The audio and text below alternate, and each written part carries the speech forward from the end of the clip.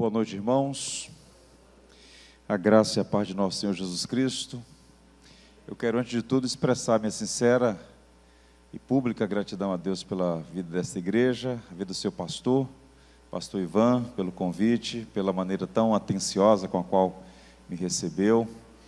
Eu espero em Deus que, de alguma maneira, eu seja útil para a edificação dos irmãos. Estou vendo aqui o pastor Disseu, como foi dito ainda há pouco. Já faz alguns anos, não é, Disseu, que estudamos ali na colina. O tempo passa. Você deve estar usando shampoo de cola, porque seu cabelo não está caindo. Eu não usei, o meu caiu. Mas, grata satisfação revê-lo. Ele é servo valoroso que tem sido usado por Deus para abençoar a região norte do Brasil, serviu no Amapá e agora está aqui no Acre já faz algum tempo. Conhecer pessoalmente o Edson, pastor Edson, com o qual tínhamos algum contato pela internet, e alguns outros aqui também. Enfim, fico feliz em poder conhecer essa região do Brasil. Deus tem nos abençoado ao longo desses anos todos, nos dando a oportunidade de servir, desde a Betel, onde eu servi por 13 anos, e agora no Jardim Botânico, nos últimos 7 anos, há uma espécie de acordo entre o pastor e a igreja do Jardim Botânico, de ceder o seu pastor pelo menos uma vez ao mês. E ao longo desses anos todos a gente tem feito isso. Então, são variados lugares no Brasil e até fora. E é com grande alegria que eu faço essa viagem. Poder conhecer um pouco mais das igrejas, conhecer um pouco mais da família Batista. Eu fico muito feliz e honrado. Deixa eu apresentar para vocês qual vai ser a nossa dinâmica nesses dias aqui. Essa temática da igreja é uma temática cara. Ela é muito preciosa. E eu peço a Deus que nos abençoe para entender algumas verdades que são assim, bem pivotais, bem centrais. Hoje e amanhã, como já foi dito, eu pretendo fazer uma palestra, por assim dizer. Não é uma exposição de um texto, mas um recorte mais amplo sobre a natureza da igreja, revitalização da igreja, enfim, a saúde de uma igreja. Então, hoje e amanhã. E no domingo, querendo Deus, fazer exposições bíblicas também voltadas para o tema da igreja, mas a partir de textos bíblicos, na carta de Paulo aos Tessalonicenses e também na carta de Atos, no livro de Atos. Então, eu queria, embora hoje não seja uma pregação expositiva, eu quero começar lendo um texto que está na primeira carta de Paulo aos Tessalonicenses. Eu vou pedir a você que mantenha a sua Bíblia aberta. Ao final, eu quero fazer algumas observações sobre 1 Tessalonicenses, capítulo 1, verso 5. Eu pedi para projetar alguns slides para facilitar algumas citações. O pessoal da mídia vai nos ajudar aí. Primeira carta de Paulo à igreja de Tessalônica, capítulo 1, verso 5.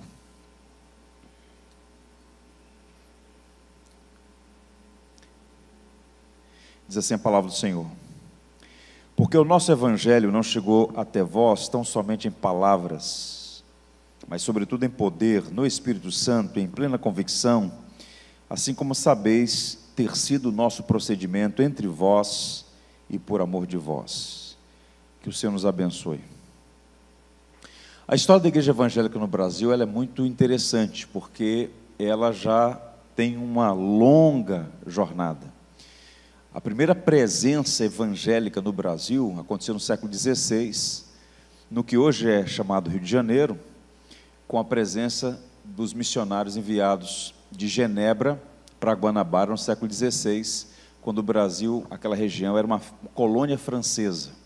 Então, a primeira presença evangélica, inclusive o primeiro culto protestante nas Américas, aconteceu ali, 21 de março de 1555. Primeira celebração da ceia, inclusive tem um monumento lá na Escola Naval, a Escola de Oficiais da Marinha do Brasil, ali no Rio. No século XVII, foi a presença dos protestantes holandeses, sobretudo no nordeste do Brasil, naquela região ali, que vai de Pernambuco, Paraíba. Os holandeses se estabeleceram ali, até que foram expulsos pelos portugueses, tal como no século anterior os franceses também foram expulsos.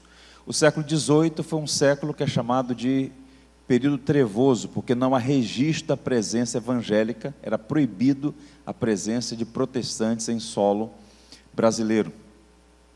E no século XIX começa um movimento de chegada de protestantes por conta da transferência da corte portuguesa para o Brasil em 1808, por conta das guerras travadas pela França, sob o comando de Napoleão Bonaparte.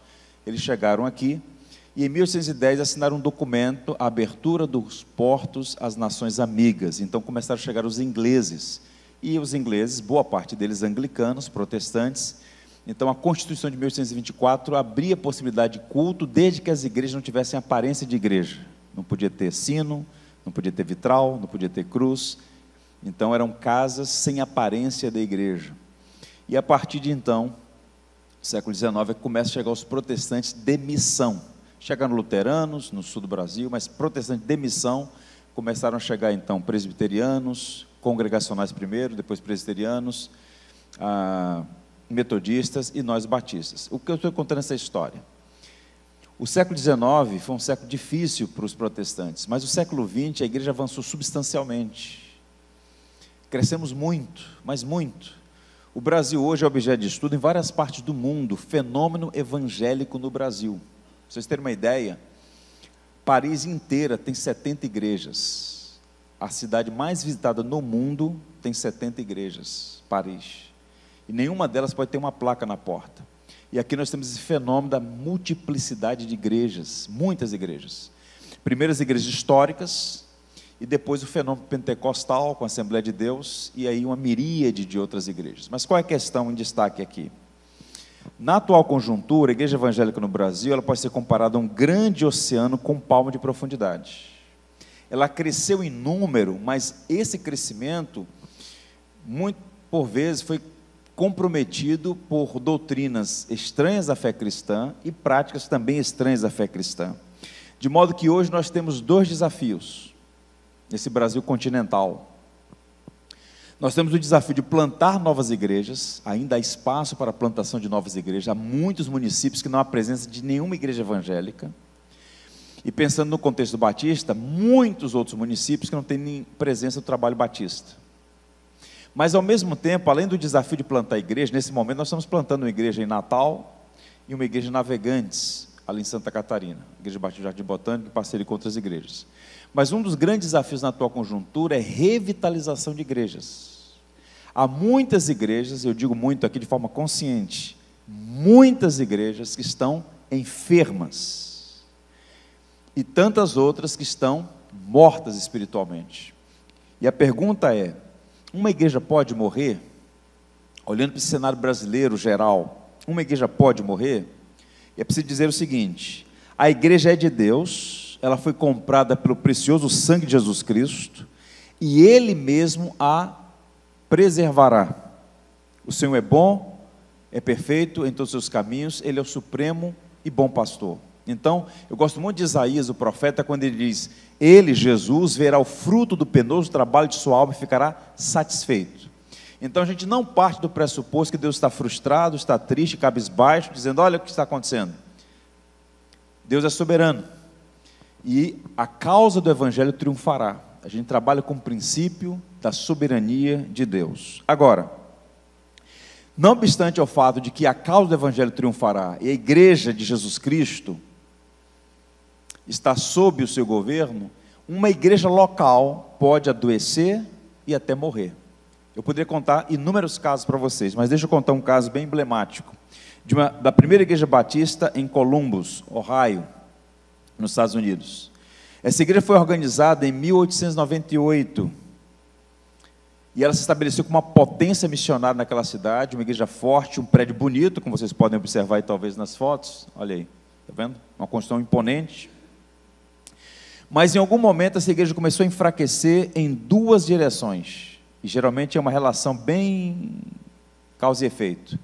Enfraquece a doutrina, a confessionalidade, suprime o evangelho, e as consequências quais são? Problemas de natureza ética, moral e espiritual. É uma relação de causa e efeito. A igreja, a PIB de Ohio, de Columbus, Ohio, ela morreu, literalmente morreu.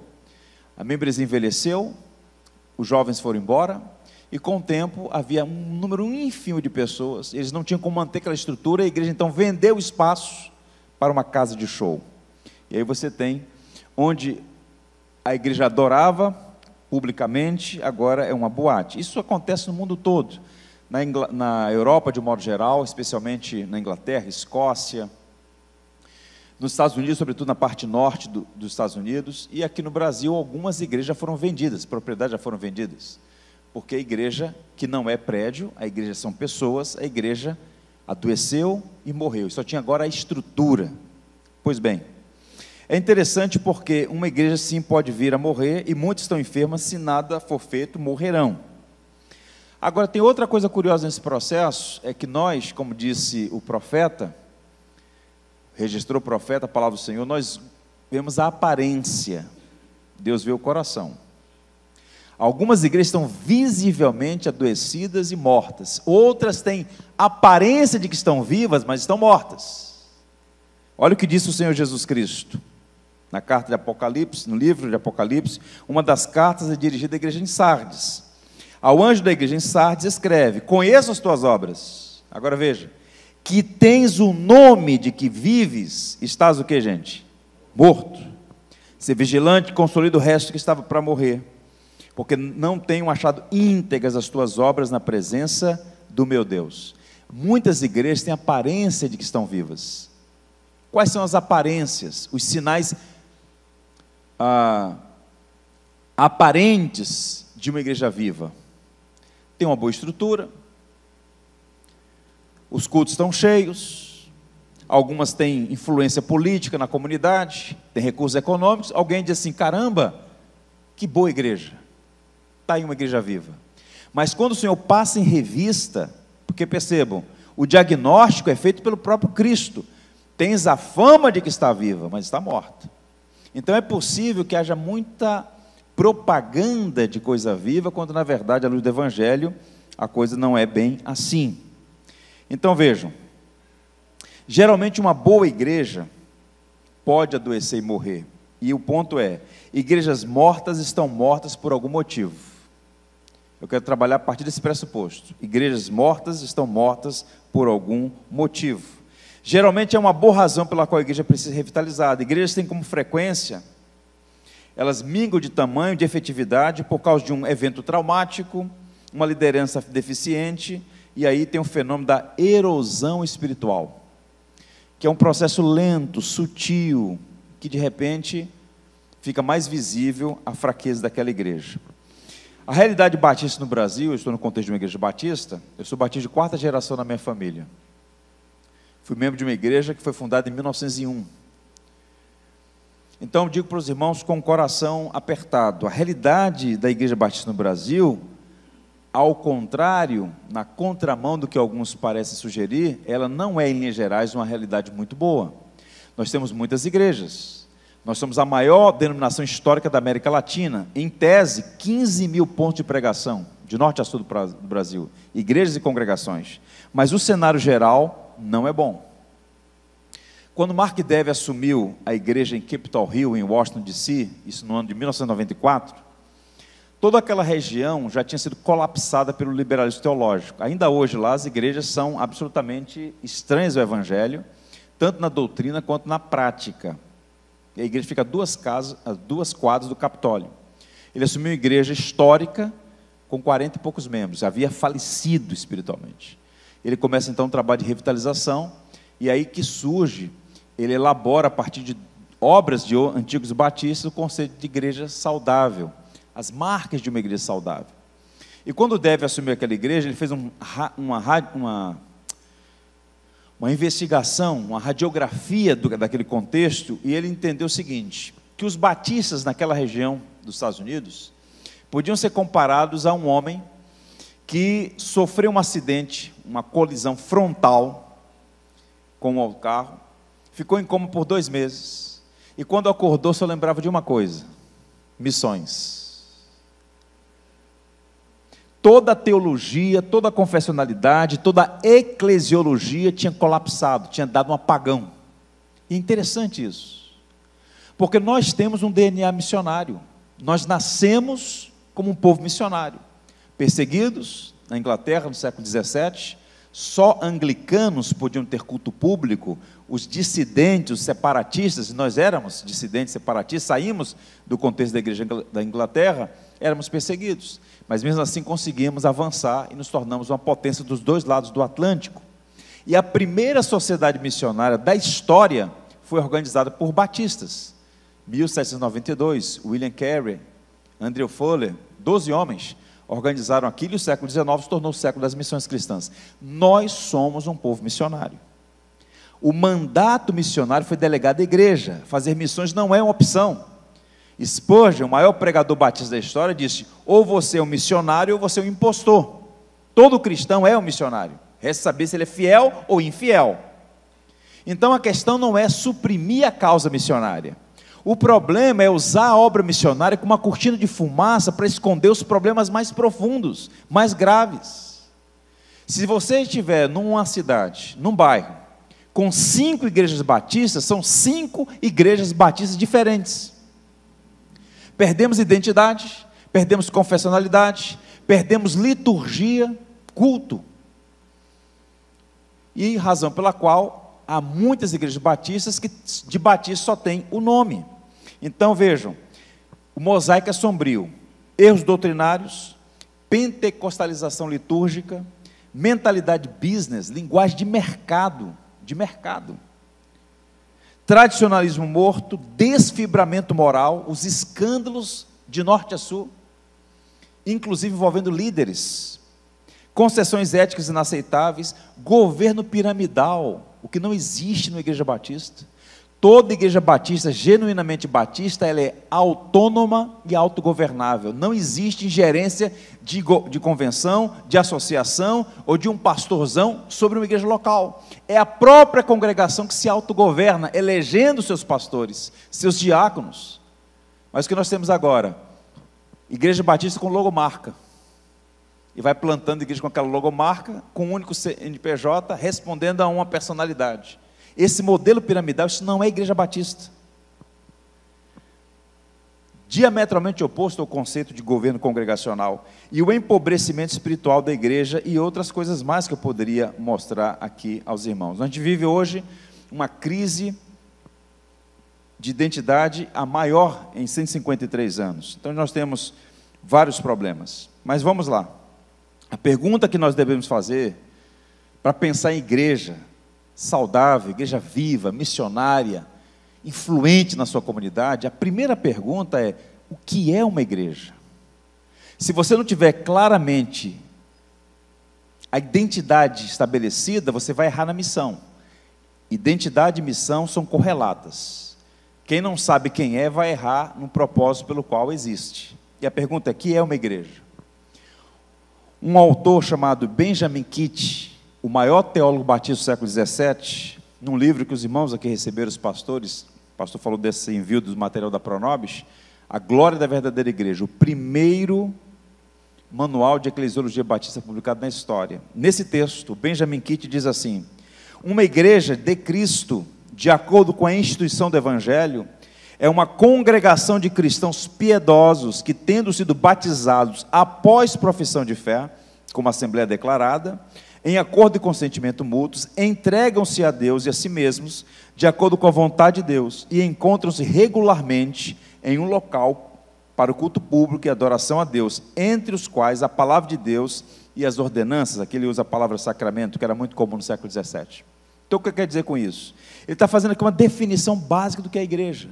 Igreja é uma comunidade, é um conjunto de pessoas que essas pessoas todas mortas, receberam vida, estavam perdidas e foram achadas, regeneradas, professaram a sua fé, foram batizadas, integradas ao corpo de Cristo, estão a serviço do Senhor, e que se reúnem para o culto público, para o preparo, para o treinamento, envio e missão. É o conceito básico de igreja.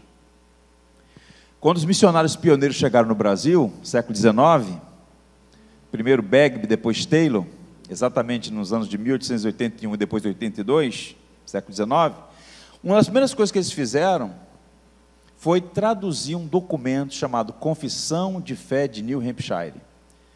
A primeira confissão de fé dos batistas no Brasil, que era amplamente usado nos Estados Unidos, um documento com 18 artigos que define a nossa doutrina, as balizas doutrinais, e o segundo documento, o Pacto de Igrejas Batistas. Quem já foi batizado numa igreja batista, no verso do seu certificado tem lá, Pacto das Igrejas Batistas.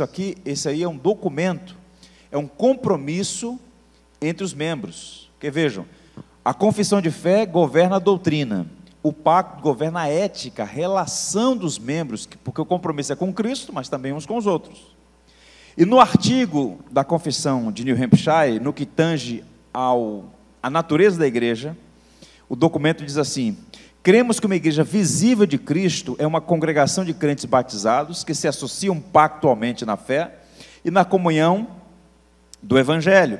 Observam as ordenanças de Cristo, são governadas por suas leis e exercitam os dons, direitos e privilégios com os quais sua palavra os reveste.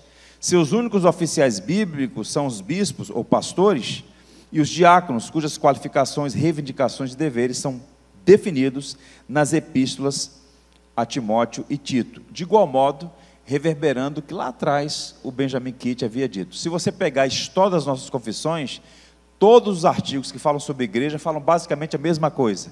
Igreja é uma comunidade de pessoas regeneradas, batizadas sob pública profissão de fé, em nome do Pai, do Filho e do Espírito, que vivem em comunhão, recebendo a missão de levar o Evangelho aqui, ali e acolá. Agora, em síntese, permita-me ainda avançar um pouquinho e dizer quais são apontar para os irmãos 4 verdades basilares sobre a igreja: identidade, natureza, mensagem e fé.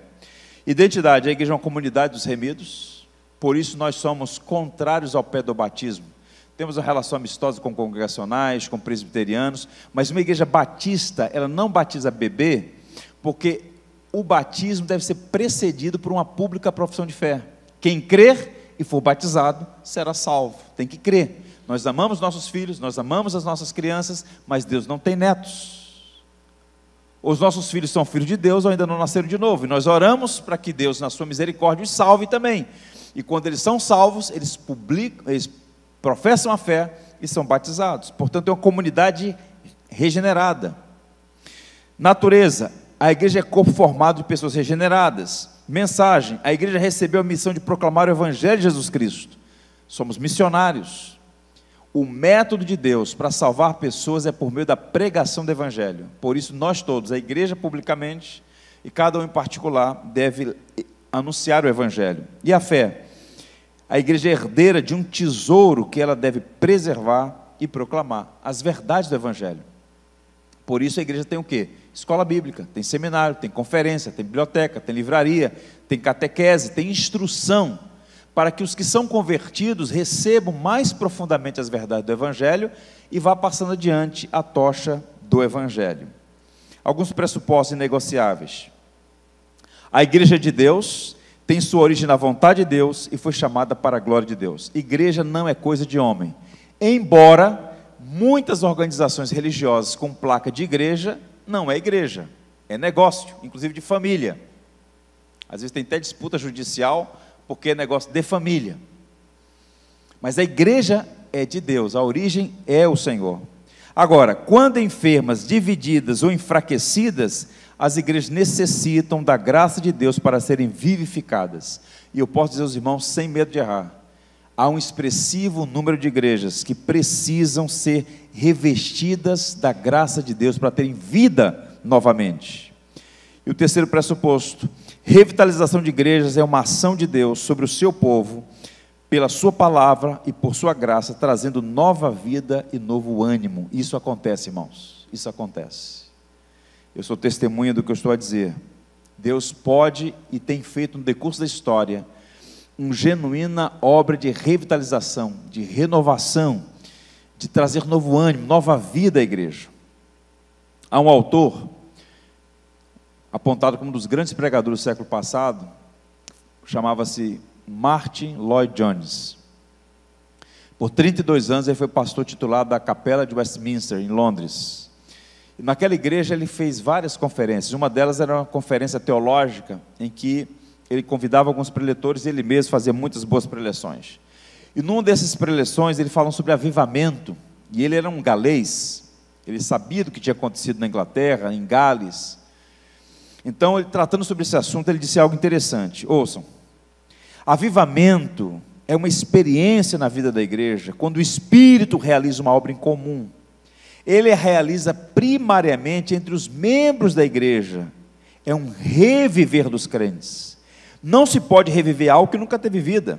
Assim, por definição, o avivamento é primeiramente uma vivificação, um revigoramento, um despertamento de membros da igreja que se acham letárgicos, dormentes, quase moribundos. Então, é fundamentalmente isso. E há muitas igrejas que precisam dessa graça, dessa revitalização, dessa obra que não é uma obra humana em algum sentido. É uma obra que Deus realiza em resposta à igreja, à oração, ao clamor para que o Senhor venha e traga vida e nova vida. Agora, deixa eu apresentar aos irmãos uma espécie de radiografia de duas causas centrais aqui que causam enfermidade na igreja. Amanhã, se Deus permitir, eu quero falar sobre princípios bíblicos de uma igreja saudável. Hoje eu quero trabalhar o problema, a radiografia desses problemas todos que nós temos no Brasil de um modo geral. E eu quero apresentar duas questões aqui. Primeiro, o que eu vou chamar de enfraquecimento do ministério pastoral e, correlato a isso, o empobrecimento da pregação. Vejam, enfraquecimento do ministério pastoral. Meus irmãos, há uma estreita relação entre o púlpito e os bancos de uma igreja.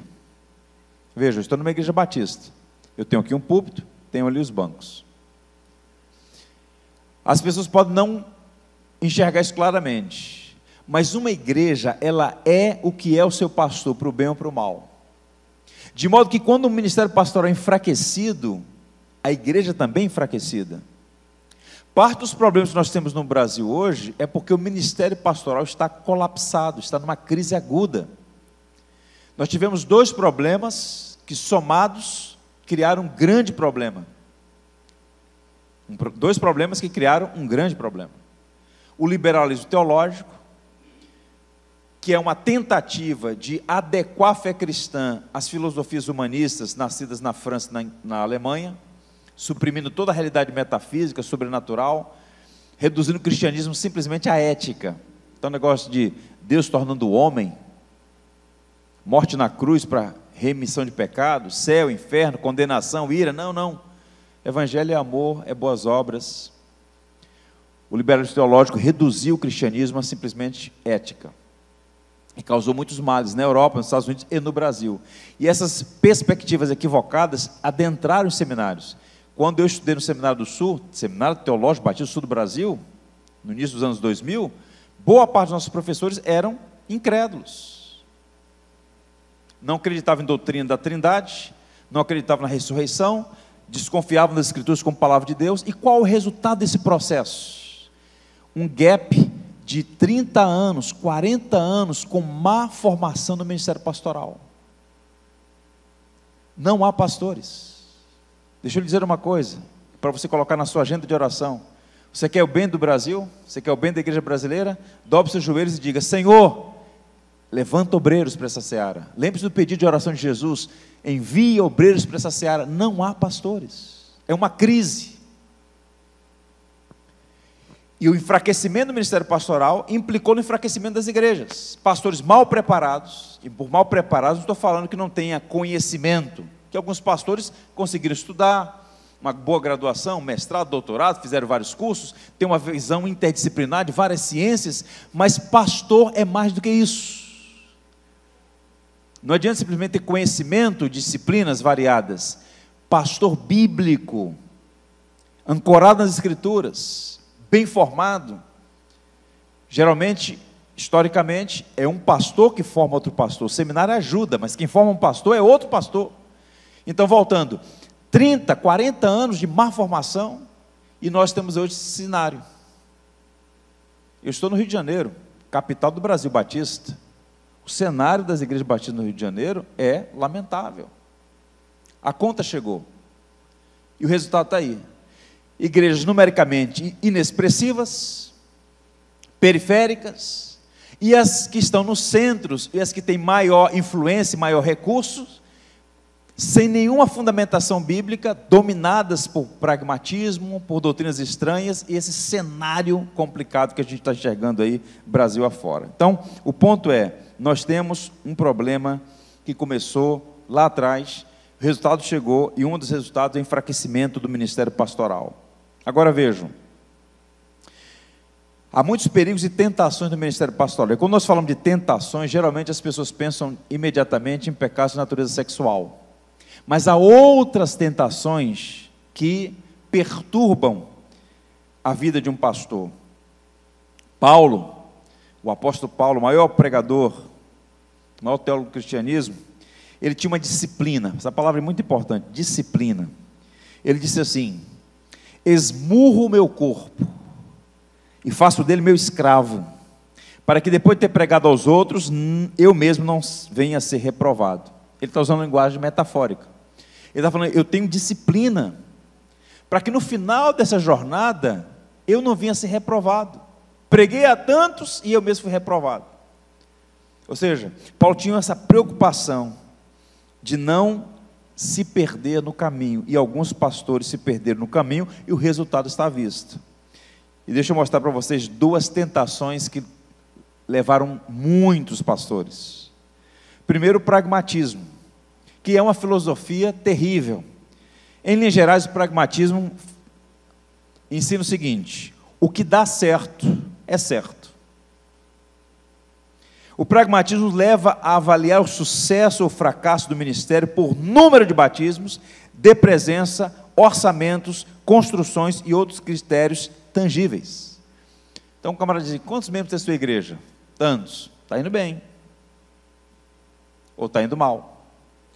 Qual o tamanho do prédio? Está indo bem, está indo mal. Os critérios de avaliação são sempre critérios tangíveis, perceptíveis. Então o pastor que está começando um trabalho, ele pensa assim: o que eu vou fazer para a minha igreja crescer? Então ele começa a olhar modelos, e vou dizer uma coisa para os irmãos, não precisa ir muito longe não, basta fazer uma leitura retrospectiva simples. De tempos em tempos sempre surge uma nova receita de bolo. O que fazer para a sua igreja crescer? O Brasil viveu isso. Década de 90, todo ano teve, dos anos 90 aos anos 2000, todo ano teve um modismo. Um nome diferente, uma roupagem diferente, mas qual é a ideia? O que fazer para promover o crescimento da igreja? De via de regra, numa mentalidade da taxocracia, a ditadura da pressa, pastores agindo e se comportando como crianças. É uma criança que planta hoje e quer colher amanhã. Crescimento de igreja é metáfora biológica, não é aritmética. Crescimento demanda tempo, etapa, processo, paciência. Um planta, outro rega, mas é o Senhor que dá crescimento. Acabaram-se. Foi-se o tempo em que havia pastorados longos. Aí você vê esses pastores rodando de uma igreja para outra, se não der certo aquele corre para outro lugar, vai implementando um método, outro método, porque ele quer fazer a igreja crescer da noite para o dia, quando na verdade o trabalho de um pastor é ser fiel à pregação do evangelho, cumprir suas atribuições. Deus irá abençoar o trabalho, no seu tempo, à sua maneira. No sul dos Estados Unidos, um grande pregador do Tennessee, chamado Adrian Rogers, ele disse o seguinte: não é seu trabalho, pastor, encher os bancos. Seu trabalho é preencher o púlpito. Quando você enche o púlpito, o restante está nas mãos de Deus.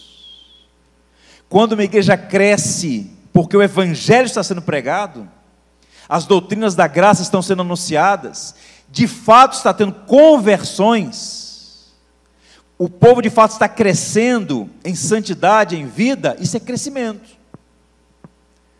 Agora o que está acontecendo? O que eu chamo de alargamento da porta estreita. Jesus disse que a porta é estreita, e tem nome essa porta. A porta do evangelho chama-se arrependimento. Aí os pastores começam a manipular, bota as pessoas para dentro. Quantos aqui querem ir para o inferno? Ninguém levanta. Quantos querem ir para o céu? O irmão vai anotar seu nome, novo convertido, semana que vem te batiza. Quantas pessoas foram batizadas sem ter experiência do novo nascimento? Técnica de manipulação, técnica de apelo, faz isso, faz aquilo, porque os pastores caíram no pragmatismo. E o que é lamentável, muitos que deveriam ser o exemplo para todas as igrejas, né? Líderes desse Brasil Batista que sucumbiram ao pragmatismo. Um outro elemento ainda, avançando por conta do tempo, o cinismo, o veneno do desânimo e a falta de esperança. Uma das armadilhas mais sutis e potencialmente perigosas de um ministério é o fermento venenoso do cinismo. O desânimo se torna tão crônico que a pessoa perde a esperança. A crise ministerial escala a ponto da pessoa não ter mais ânimo para servir. Ela é tentada a fingir que está tudo bem, domingo após domingo, até o momento em que não aguenta mais. Vejam, eu tenho conversado com pastores que não deixaram o ministério ainda, porque não tem outra atividade, não sabe fazer outra coisa. A gente está num mercado cada vez mais apertado, difícil. A crise política, econômica e social do Brasil é gravíssima e vai apertar mais. Quem está qualificado, preparado, quem é jovem, está tendo dificuldade de entrar no mercado, você imagina um homem que depois de 10, 15, 20 anos de ministério, quer voltar para o mercado, não tem espaço para ele.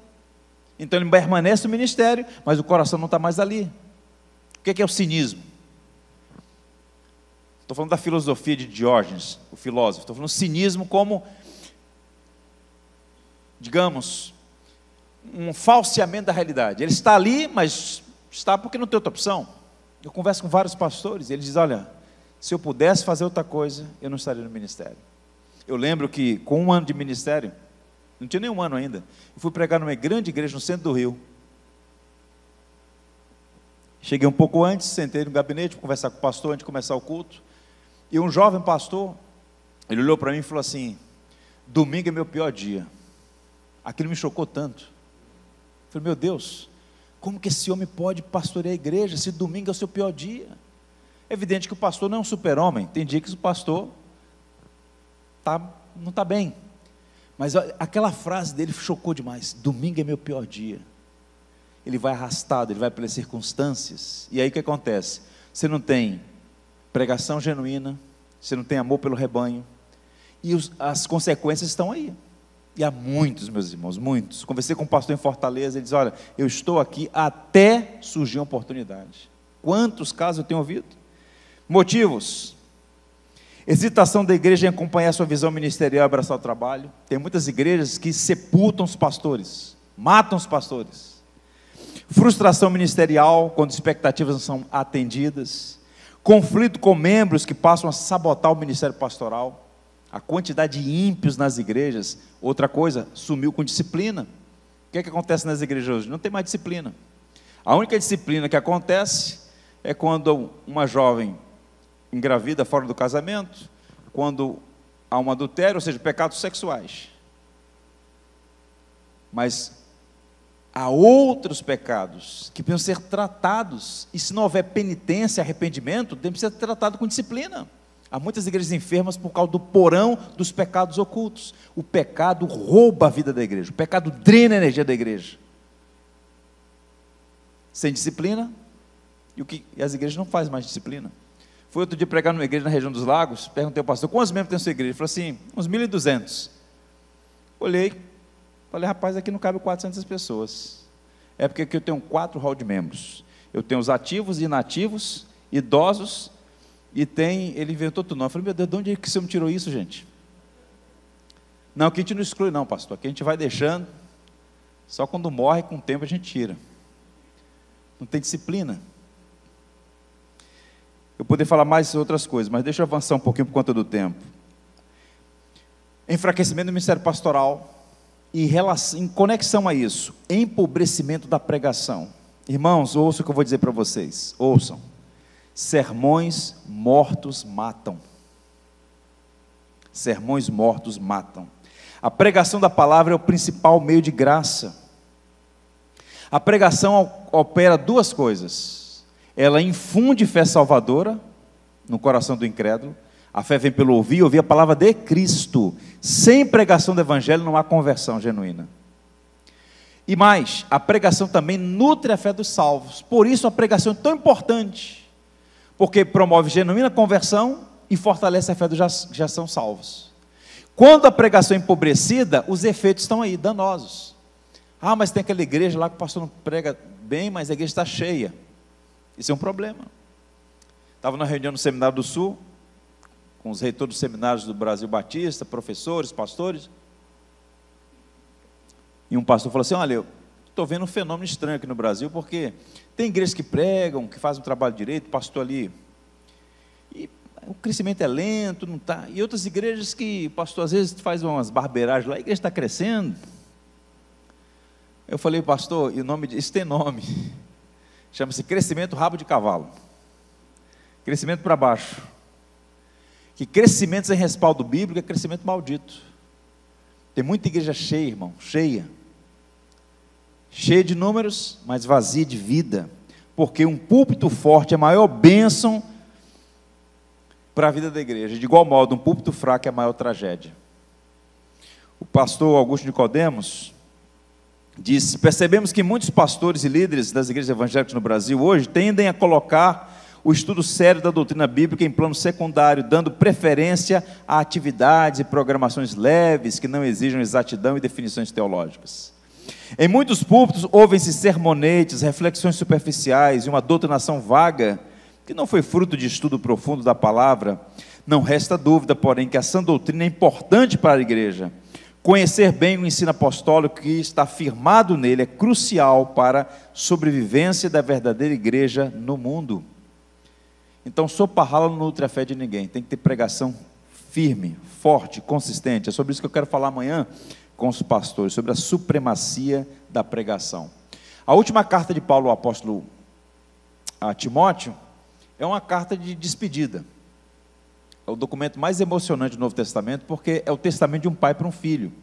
Das pessoas com as quais Paulo se relacionou, Timóteo era mais próximo a ele. Meu filho Timóteo, meu amado filho Timóteo. E na última carta que Paulo escreveu, olha o que ele disse para um pastor: conjuro-te perante Deus e Cristo Jesus, que há de julgar vivos e mortos pela sua manifestação e pelo seu reino. Prega a palavra, insta, quer seja oportuno ou não, repreende, corrige, exorta com toda a longanimidade e doutrina. O que Paulo está fazendo aqui é algo solene. Ele está dizendo: olha, eu chamo a Deus e a Jesus Cristo como testemunho do que eu vou te dizer. Prega a palavra. Porque a principal missão de um pastor, a principal atribuição de um pastor é pregar. Pastor barra mestre. Se o pastor não prega, ele está prevaricando contra o seu principal ofício e pecando contra o seu Deus, pecando contra a sua congregação, que foi dada a ele para ser por ele cuidada. Então, a pregação é o principal meio de graça e, ao mesmo tempo, é o principal ofício pastoral. E há uma estreita relação entre a pregação e a vida da igreja. Alguns anos atrás eu ouvi um pregador, ele está bem idoso, é um galês, chamado Stuart Olyott. Ele tem um livretinho chamado Pregação Pura e Simples. Por 2 vezes eu tive vontade de ouvi-lo. É um pregador extraordinário. E ele diz em um de seus textos o seguinte: se alguém gastasse uma semana lendo toda a Bíblia, e na semana seguinte se familiarizasse com os principais acontecimentos da história da igreja, o que observaria? Pausa aqui. Bíblia e história. O que é que a Bíblia e a história testemunham? Ouçam. Que a obra de Deus no mundo e a pregação estão intimamente ligados. Onde Deus age, ali a pregação floresce. Em todos os lugares em que a pregação é menosprezada ou está ausente, ali a causa de Deus passa por um tempo de improdutividade. O reino de Deus e a pregação são irmãos siameses, que não podem ser separados, juntos permanecem de pé ou caem. Portanto, há uma estreita relação entre o púlpito e os bancos. Vejam, se você visitar qualquer catedral, seja aqui, na Europa, nos Estados Unidos, em qualquer lugar do mundo, todas as catedrais construídas até o século XV, você nunca vai encontrar um púlpito no centro. O púlpito está sempre à margem. No meio, você tem a mesa onde é praticada a missa, a Eucaristia, o sacrifício de Jesus novamente. Pela oração do sacerdote, ex opere operato, o pão é transformado no corpo e o vinho no sangue de Jesus. A homilia, que não pode passar de 15 minutos, é feita pelo sacerdote à margem. Com o advento da Reforma Protestante, eles não derrubaram os prédios, mas a partir do momento que foram feitas novas construções, o púlpito voltou para o centro. Olha aqui essa estrutura. A arquitetura de uma igreja revela muito sobre ela. Por que o púlpito está no centro? Não é para o pastor aparecer. O púlpito está no centro para que a palavra tenha primazia. O culto cristão deve ser governado pela palavra.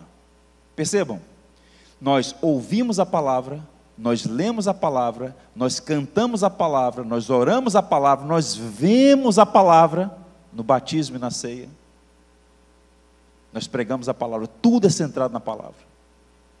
O que aconteceu nesses últimos anos, e é um fenômeno recorrente de tempos em tempos na história, é que houve uma marginalização do púlpito. Em muitas igrejas o púlpito está no centro, mas a palavra não tem mais a primazia. Houve um tempo no Brasil batista que nós tínhamos grandes pregadores. Foi-se o tempo. Foi-se o tempo. A gente vive de muito barulho, muita agitação e pouca consistência. Razão pela qual nós estamos vivendo esses momentos tão difíceis.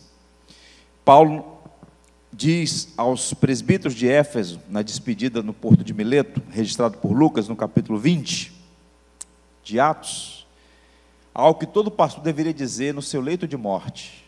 A glória de um pastor é dizer o que Paulo disse para aqueles homens. Sabe o que ele disse?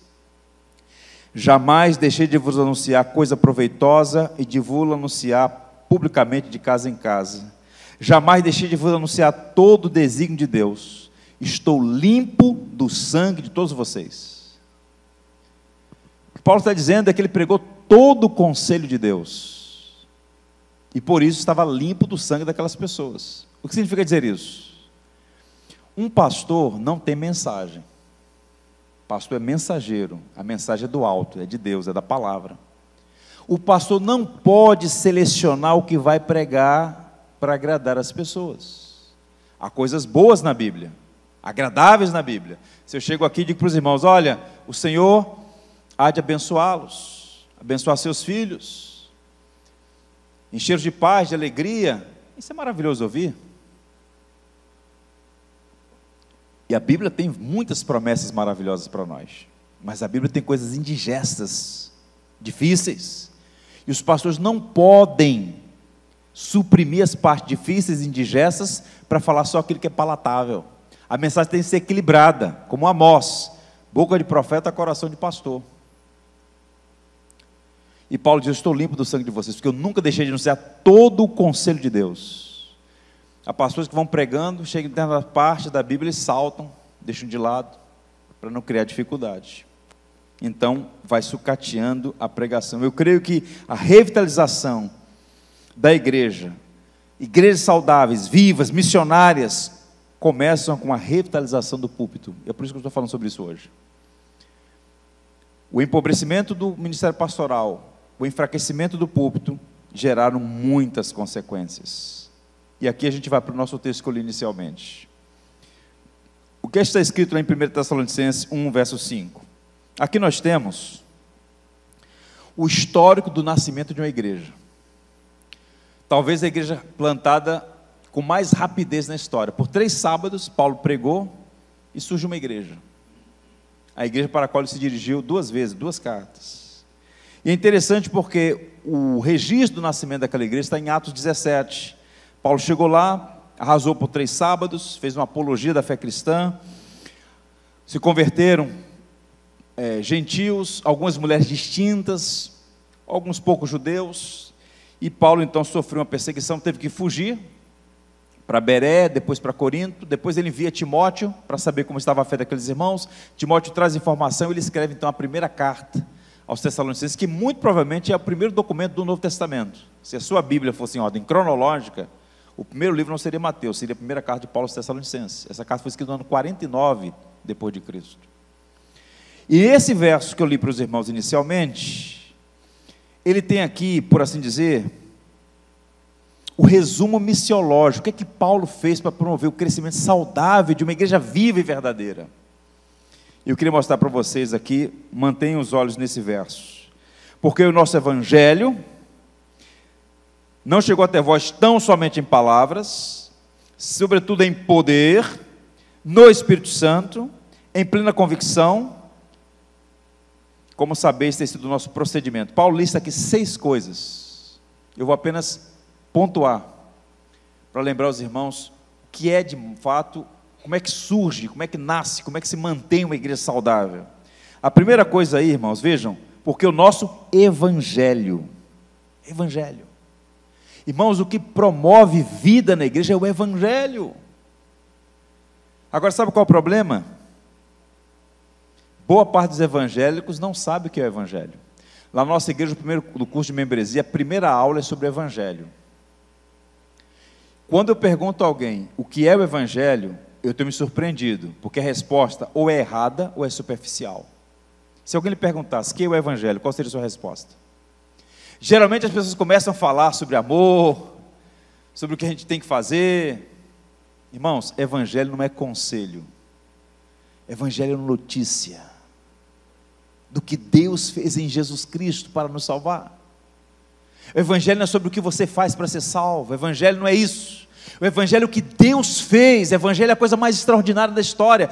O próprio Deus é o evangelho.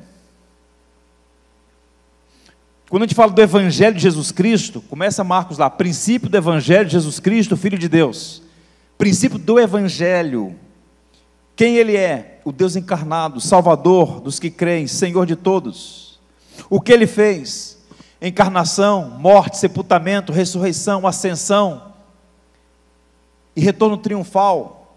O que ele fará? Ele voltará, como nós ainda há pouco cantamos, vencendo vem Jesus. Então falar do evangelho é falar da pessoa e da obra de Cristo. Então quando Paulo chegou em Tessalônica, ele não ficou dizendo, olha, eu vejo que vocês estão quase salvos, vocês são religiosos, eu queria bater um papo com vocês sobre uma nova religião que surgiu lá na Judéia.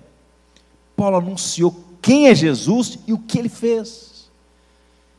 E boa parte dessas igrejas não tem pregado o evangelho. Palavras. O evangelho não chegou tão somente em palavras. 2 coisas se destacam aqui. Primeiro, o fator essencial para transformar a vida não é humano e não depende de habilidades e competências. Não foram as palavras de Paulo que salvaram aquelas pessoas. Então guarda isso. Não é habilidade quem prega. Quando o pastor não entende isso, quando a igreja não entende isso, parece que todo o peso está sobre o evangelista e sobre o pastor, como se dependesse das pessoas uma técnica para converter. Quem prega, quem anuncia o evangelho, quer ver vidas sendo transformadas, mas não depende de você. Um morto não pode sair da morte se não receber um chamamento do alto. Quando Jesus se postou diante daquele túmulo, ele disse, Lázaro, vem para fora. Para mortos receberem nova vida, é preciso que haja uma intervenção do alto. Então Paulo diz, não foi tão somente em palavras, não foi a capacidade de Paulo. A salvação pertence ao Senhor. Agora, por outro lado, Deus usou as palavras de Paulo. Entende o paradoxo? É uma obra do Espírito, mas não foram as palavras de Paulo. O Senhor usou as palavras dele. É uma orquestra da graça. E nós precisamos de 2 coisas aqui: obreiros qualificados na doutrina e na vida, com conhecimento e com uma vida santa. Mas essa obra é uma obra de Deus. Por isso ele fala de poder, em poder no Espírito. Sem mim, nada podeis fazer. Em nossa igreja, há um irmão que eu batizei recentemente, um senhor já de idade. A mãe dele, uma distinta senhora da zona sul do Rio de Janeiro, por muitos anos orou pelos seus filhos. Nenhum deles queria nada. Só pensavam em ganhar dinheiro, e ganharam muito dinheiro, se tornaram mega empresários, milionários. E aquela mulher morreu sem ver os seus filhos convertidos. Tempos depois, uma neta se converteu, passou a congregar conosco, depois foi embora para os Estados Unidos, lá vive até hoje. Mais para frente, o seu marido, o seu filho, quer dizer, um dos seus filhos, começou a ir à nossa igreja para deixar a esposa. Chegava na porta, deixava a mulher e ia embora. Depois um dia ele entrou, sentou lá, No outro domingo ele voltou. Resultado, o improvável aconteceu. Aquele homem rendeu-se a Jesus Cristo e eu batizei a esposa e ele. Primeira esposa, no ano seguinte. E não foi a persuasão humana, é uma obra que o Espírito faz. Conversão genuína só Deus pode fazer. Eu sei que há pessoas aqui que têm um parente, um amigo que não é crente. Você não tem o poder de converter essas pessoas. Você pode orar por elas e deve orar. Você deve dar bom testemunho. Você deve falar do amor de Cristo, do Evangelho. Mas conversão, mudança do coração, só o Senhor faz. Sem mim nada podeis fazer, disse Jesus. Aí ele fala do Espírito Santo. É uma operação do Espírito. O Spurgeon, Charles Haddon Spurgeon, foi o maior pregador batista da história. Com 23 anos de idade, 23, ele já era o pastor da maior igreja da Inglaterra. A gente está falando de mega igreja hoje, naquela época, sem microfone, sem internet, sem os recursos que nós temos hoje. A igreja dele tinha 7 mil membros. A igreja cresceu exponencialmente. E quando Spurgeon ia subir para o púlpito dele, ele dizia: eu creio no Espírito Santo. É o Espírito quem dá vida às palavras. Daí a expressão lógica em fogo. O pregador tem que ter isso. Paulo falou, não somente em palavras, mas com poder e no Espírito. E diz mais, clara convicção. Essa palavra significa o seguinte: Paulo sabia o que estava falando. Tem pastor que duvida do que está pregando. Olha, irmãos, é minha opinião. Um homem que vai para o público falar da sua opinião, tem que falar do Evangelho. E ele fala do procedimento. Paulo era um homem que vivia de acordo com o Evangelho. Integridade, pureza, fé, amor, esperança, essas coisas todas fazem a diferença. Eu quero encerrar dando testemunho aos irmãos. E digo isso aqui, e raramente eu faço, para edificá-los. E tem link com o que eu vou dizer amanhã sobre os princípios de uma igreja saudável. Pela bondade de Deus, eu estou vendo ali o pastor Disseu, que já esteve tanto na Betel quanto no Jardim Botânico. Essas duas igrejas que têm uma história, eu tenho uma história com essas duas igrejas. Primeiro porque o Jardim Botânico foi a igreja que me acolheu no Rio, me enviou ao seminário. E a Betel foi a igreja que convocou meu concílio, me ordenou e aceitou. Me convocou para ser o seu pastor. E ali eu fiquei por 13 anos. Em ambas as igrejas, quando ali chegamos, a igreja estava passando por dificuldades. E a igreja pode passar por dificuldades. A igreja, ela vai crescendo, ela cresce, e ela pode passar por um período de improdutividade. As pessoas adoecem, os pastores se cansam. A igreja é uma comunidade de pessoas. E lá na Betel, o pastor saudoso, meu amigo Irani Teixeira de Lima, adoeceu, contraiu uma doença, ficou 6 meses de cama. E naquele período, aquelas comunidades pentecostais no entorno ali, na Baixada Fluminense, comunidade não sei o quê, começando a cooptar os jovens. Quando ele voltou, a igreja estava enfraquecida, os jovens tinham ido embora. Ele percebeu que não tinha mais condições de cuidar da igreja. E um pastor que ama a igreja, ele busca o bem da igreja. Ele reuniu o conselho e disse: irmãos, eu não posso mais pastoreá-los. Ele tinha só 60 anos de idade. Perdão, 65. Um homem intelectual, capaz, procurador da Prefeitura do Rio de Janeiro. Eu não posso mais cuidar de vocês. A gente tem que procurar uma pessoa que possa, escolhida por Deus, que possa ajudá-los aqui. Enfim, resumindo a história, fomos para lá. E alguém no seminário, a pergunta no seminário, quartonista, você sabe que o seminarista, ele só quer pastorear a primeira igreja. A primeira que aparecer. E aí perguntavam para mim assim: qual o seu método para chegar na igreja? Qual vai ser o seu método? Eu falei: não, meu método é o Evangelho. Não, mas não, tem que ter um método. Eu falei: não, meu método é o Evangelho. Sumiu em 2004, final de 2004, então comecei a ministrar em 2005. 2005, todo ano de 2005, Efésios 1. 2006, Efésios 2. 2007, Efésios 3. Pelas manhãs, toda a plataforma teológica da igreja. E à noite, sermões nos evangelhos, nos salmos. Para resumir a história, irmãos, eu vou dizer para vocês que o evangelho é suficiente para promover o crescimento saudável da igreja. Saltamos de 86 membros, idosos, simples, na Baixada Fluminense, sem recursos, limitados financeiramente, para 592 membros congregando, envolvidos na vida da igreja. Batizamos mais de 250 pessoas, a igreja cresceu, investindo em missões, em educação teológica, promovendo conferência, a igreja avançou muito. E quando alguém pergunta o que foi feito lá, nada além do básico: pregar, orar e perseverar, fazer o básico. E quando eu vejo agora esses pastores correndo de um lado para o outro atrás de método, isso não funciona. Ou às vezes funciona, mas não está certo. O que é bíblico é buscar fazer aquilo que a Bíblia orienta, e que a Bíblia é muito clara: o Evangelho é que promove o genuíno crescimento da igreja. E há muitas igrejas enfermas porque abandonaram o Evangelho. Então, para falar de igreja saudável, a gente precisa fazer esse recorte sobre os problemas que nós temos hoje, e qual o caminho para a revitalização, para a igreja de fato saudável à luz da Bíblia. E amanhã eu queria sua atenção, sua paciência, queria que você viesse, convidasse outras pessoas para a gente pensar sobre quais são os princípios bíblicos para fazer isso de fato acontecer. Eu posso dizer aos irmãos, à luz da Bíblia, que há bons princípios para promover o crescimento saudável da igreja. Eu quero encerrar lendo, e quero que você leia comigo, talvez seja projetado aí, um último versículo aí, o livro de Abacuque, 3, verso 2, está aí? Vamos ler juntos?